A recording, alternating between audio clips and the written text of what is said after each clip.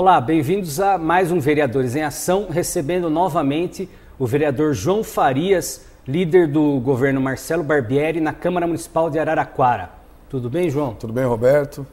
João, vamos começar logo falando de número de vereadores. Vamos. A Câmara Municipal aprovou o aumento de 13 para 21 vereadores na próxima legislatura, no começo do ano.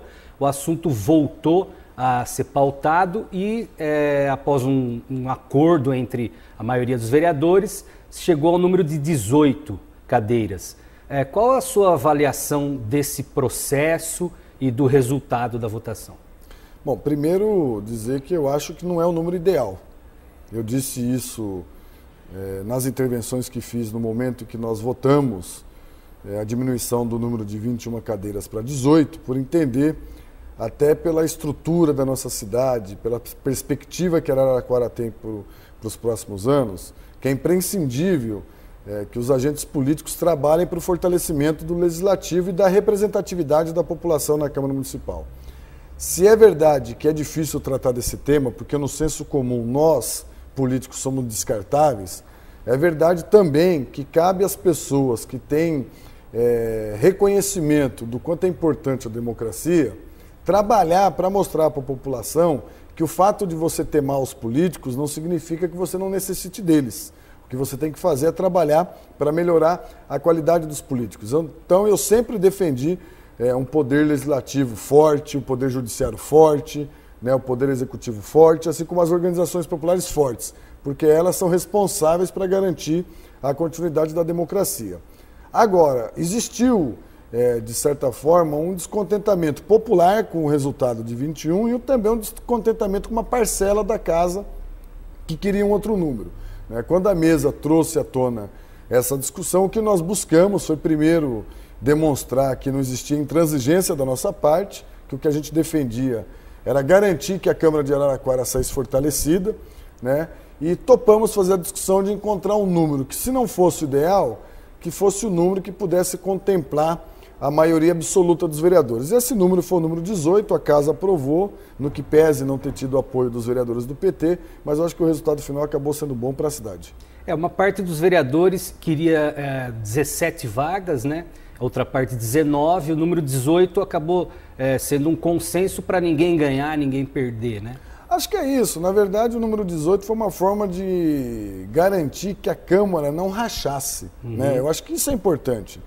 Não é bom para a cidade você ter um clima de tensão dentro do poder fundamental, como é o Legislativo, que decide, em vários momentos, temas importantes da cidade que estão ligados diretamente à vida dos araraquarenses. Então, eu acho que o número 18 acabou conseguindo construir essa uniformidade na casa, repito, no que pese aí a bancada do PT não ter seguido a maioria dos vereadores. João, na condição de líder do governo, como que você avalia o comportamento da bancada de oposição, da bancada do PT nesse processo? Veja, neste processo específico, eu acho que a bancada do PT perdeu a oportunidade de não ficar isolada na Câmara Municipal. Perderam a oportunidade de poder ter construído com outros vereadores uma proposta que avançasse no sentido de garantir, inclusive, questões fundamentais defendidas pela própria bancada do PT, que nós vamos fazer, que é a mini-reforma, criando o colégio de líderes, estabelecendo reuniões permanentes das comissões, demonstrando, inclusive, de que os vereadores querem dar um salto maior de qualidade nas ações do Legislativo. E o PT poderia ter sido, nesse processo, um dos grandes patrocinadores dessa reforma. Não será porque não foi capaz de entender de que na vida nem sempre só se marca a posição. A época e o período de só se marcar a oposição no Brasil passou. Agora é fundamental aprender a compor. E composição significa, acima de tudo, você ceder. Não se compõe quando você quer fazer prevalecer a sua vontade. Acho que foi uma oportunidade ímpar que vai marcar a história da Câmara e vai marcar a história da bancada do PT aqui na casa. João, o prazo final para definir o número de vereadores é final de setembro, Você acha possível que esse assunto seja rediscutido ainda? E quais seriam as consequências disso? Eu aprendi que no Brasil, e especialmente em Araraquara, tudo é possível. Então, Eu não descarto nenhuma possibilidade, nem o retorno dos 13, quanto menos a possibilidade de 21. Tudo é possível na política, ainda mais quando você tem um sistema tão frágil como é o nosso, com decisões como a que foi do TSE em 2004, que baixou uma norma às vésperas da eleição, diminuindo o número de cadeiras em todo o Brasil. E depois o Congresso mudando novamente, só que remetendo para as câmaras a responsabilidade de restabelecer o número ideal. Então, como no Brasil a gente vê esse tipo de aberração, infelizmente é possível que mude sim. Seria um desgaste para a Câmara, diante da opinião pública? Eu acho que, na verdade, é um desgaste para a sociedade como um todo, né? Porque isso fragiliza as instituições.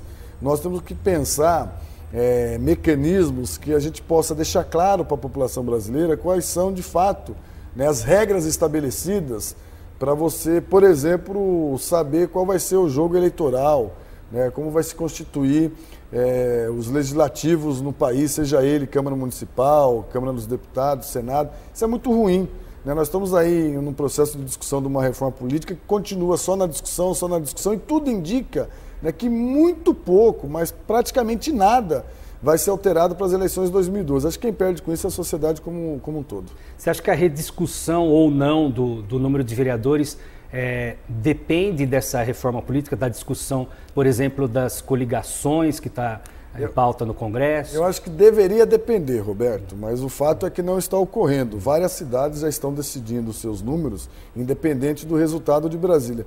Isso mostra, inclusive, a falta de esperança nossa de que, de fato, a reforma política em Brasília seja séria. Ela tudo caminha, inclusive, para ser mais uma promessa, como é a reforma tributária e tantas outras que são necessárias acontecer no país. Ô João, mudando de assunto, a gente está com uma greve dos servidores municipais há mais de 20 dias. Como que você avalia esse movimento e o comportamento do governo municipal em relação a essa nova greve? Toda greve é ruim, porque numa greve todos perdem. Perdem o governo, porque isso desgasta a imagem da administração, perde principalmente a população, que tem precarizado os serviços públicos, e perde quem está em greve, porque greve é um momento de muita tensão e muito desgaste.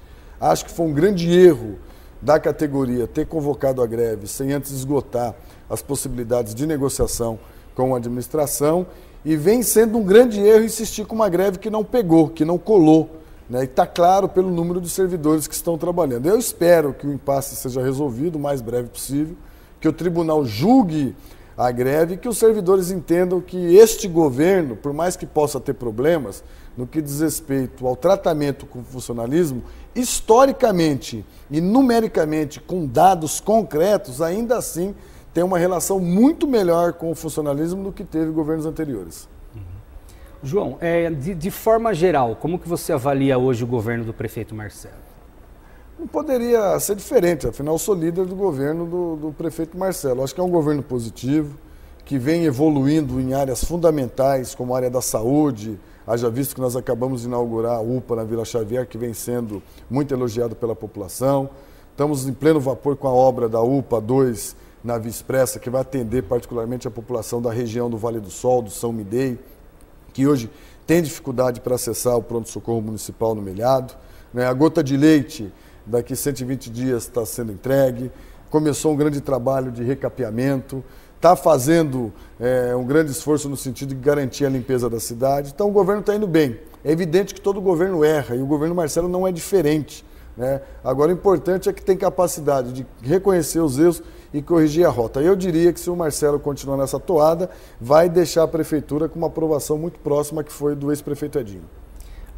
João, voltando à Câmara agora, também assim uma análise geral do relacionamento entre a bancada governista e a bancada de oposição.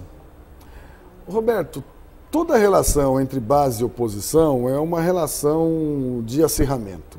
Não existe lugar do mundo que oposição e situação vivam de forma harmônica o tempo todo. É evidente que oposição e situação sempre vão estar travando grandes debates. O que é fundamental na disputa entre oposição e situação? O respeito à pessoa, né? A pessoa, ela acima de tudo é um ser humano que tem família, que tem filhos, que tem amigos, né, e que não pode ser confundida com as suas opções do ponto de vista de crença, de ideologia, e isso não pode ser misturado. Eu acho que toda oposição em situação que consegue conviver, mesmo que em clima tenso, respeitando essa premissa básica, pode ser considerada uma convivência harmônica.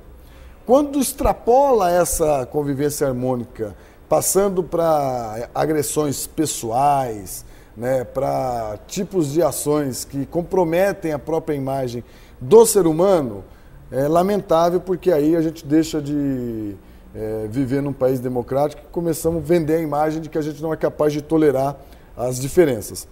Enquanto não passa essa linha, eu acho que é positivo. Quando passa essa linha, eu fico bastante preocupado. E é negativo, sobretudo, para a população, né, João? Não tenho dúvida, mas acho que mais negativo do que para a população é para a própria pessoa, porque mostra para uma pessoa que tem esse tipo de comportamento que ela ainda precisa amadurecer, né? Porque a gente aprender a conviver com as diferenças e as divergências das pessoas conosco é fundamental para a gente, inclusive, se entender, saber fazer uma autocrítica, saber reconhecer quando erra.